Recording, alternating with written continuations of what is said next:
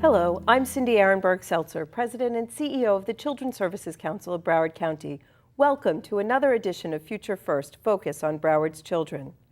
As another season of Future First comes to a close, we thought we would share with you some of the success stories that have come about as a result of CSC funding and support. What we'll talk about today and show you are just a snippet from the 150 programs funded and delivered by over 100 providers throughout Broward County, as well as other CSC-led initiatives that bring the community together in support of the children and families of Broward.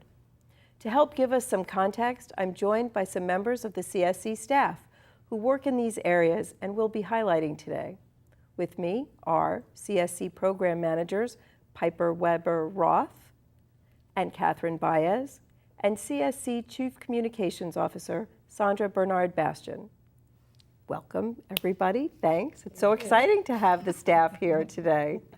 Piper, I want to start with you, and Catherine and Sandra, feel free to jump in. But we're going to talk a little bit about Youth Force, which, of course, is our middle school programming. And so tell us a little bit about how that system works and what the expectations are of those agencies that are funded through Youth Force. Sure.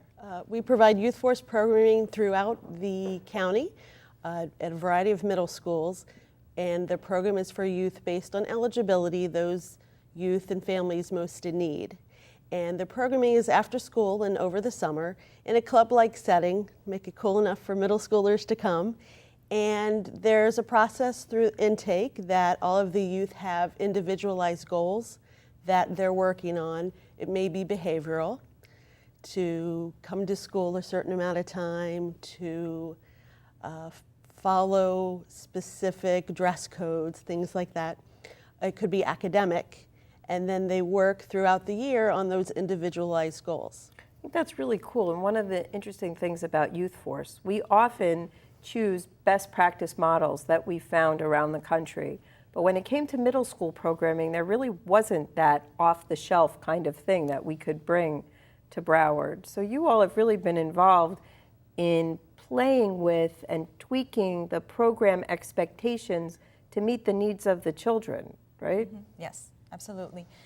Really, all of the services that we fund, we try to individualize. Even though evidence-based practices, as you just mentioned, are used throughout programming, we really try to make it unique to each population to keep the kids coming, to make sure that they're involved and that all the needs are met. While we want evidence-based programming, we do not want cookie-cutter programming for our kids, to keep them engaged and really meet their needs. Good. We're also immersing different kinds of cultural arts and different hands-on interactive activities so that the kids are having a different experience than they might during the school day, so that diverse learners can have some opportunities for success that may not otherwise have. Yes, because we are looking at improving academic performance, but like you all said, you can't change lives if they don't come. So finding those ways to engage them and then using that time wisely is so important. Yes. And speaking of changing lives, let's hear from a young man who participates in one of our Youth Force programs at Harmony Development. Jordan is one of 1,500 at-risk middle school students in Broward who participate in a Youth Force program. We're going to hear from him, his mom Rosa, and Barbara Brown-Walton, a program director at Harmony Development Center. Jordan is one of 1,500 at-risk middle school students in Broward who participate in Youth Force programs funded by the Children's Services Council. I started the Harmony program when I first came to the school, and my mom saw Harmony, and she said it sounds really interesting, and I actually really like it now. Harmony Development Center's Youth in Action program is a program that works with the students in Broward County. One of the things that Children's Service Council wanted to target was the at-risk population. Most of the students that we encountered, for example, Jordan is a student that came to us in our program that was struggling with behavioral issues, academic performance, and he has just grown tremendously. I've improved my behavior. Like, I used to get in trouble a lot, and then Harmony kind of helped me. Harmony has prepared him. They do make sure that he goes to tutoring, that he does his homework every day after school. I like doing language arts because I learn a lot of things. Plus I'm reading. I actually really like to read like history things. I'm really interested in the past kind of. We serve a total of 90 students in Broward County utilizing CSC funding to help them get back on track, to help them develop the skills that are needed for them to function in society. I'm really proud of myself because I changed my past, and now my home is happy, and I'm happy, and all my family's happy. Before we showed the clip, we were saying that the overall Youth Force program is not an evidence-based model, but we do employ some evidence-based models in there, including the TOP curriculum. Piper, I think you wanted to talk a little bit about that. Yes, TOP is an evidence-based curriculum provided by Wyman nationally, and we are providing that into our Youth Force programs. And it's a prevention-based, focused on interactive activities to keep the youth engaged while really talking about making healthy choices and having good self-esteem and thinking about your future. We know for sure that the ability to think about your future, to imagine a better future than that you're experiencing right now, to have goals, really is transformative for young people. And that's actually what kind of led us partially to get involved in future prep, preparing our young people who are aging out of the foster care system or relative care for life. Catherine, that's been one of your passions. Yes, it is. Talk a little bit about that and how the community has really rallied around that population. Absolutely. One of the interesting things is that we know that our children are in foster care, and at a certain age, that's it, they're done, they become adults. The reality is that they're not necessarily ready. These are kids that are at higher risk for difficulties, really, in every area of their lives because of not having consistent family support throughout their entire lives.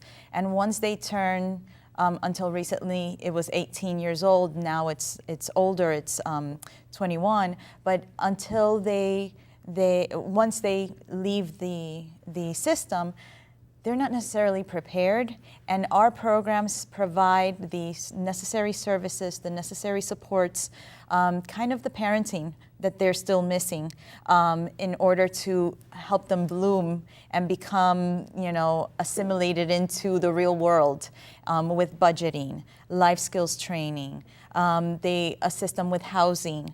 They provide support and case management if they need additional services. GED, help if they need a GED. Help with GED, with academics, going into college, any need surrounding their life that they still may need to fulfill. That's what the life coaches in the Future Prep programs assist them with. I know I was amazed when I first heard that at 18, after the state was their parent, that it was goodbye, good luck. Because I know I had great parents, but at 18, as much as I thought I was ready to be on my own, no one is prepared. No one is prepared. No one. And the really amazing thing about the transitional independent living system of care in Broward County is that we actually are very collaborative. There is a kind of a one-stop shop called the Flight Center.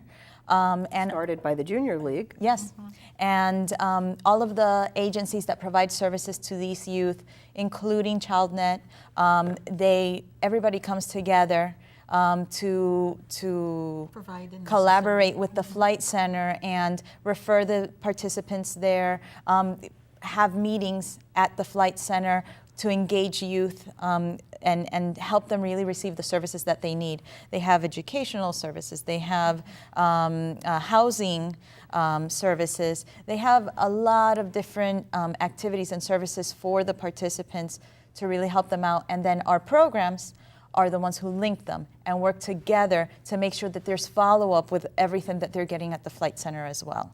Go ahead, So Sandra. sorry, I wanted to add that The way that the community handles kids aging out of the foster care system is a wonderful model for the nation. Yes. The way that the community and the different organizations have come together to sort of wrap their arms around these kids aging out of the foster care system. I don't think I knew how to boil water when I was 18. So the community has decided that these kids need the support and that they would provide the support.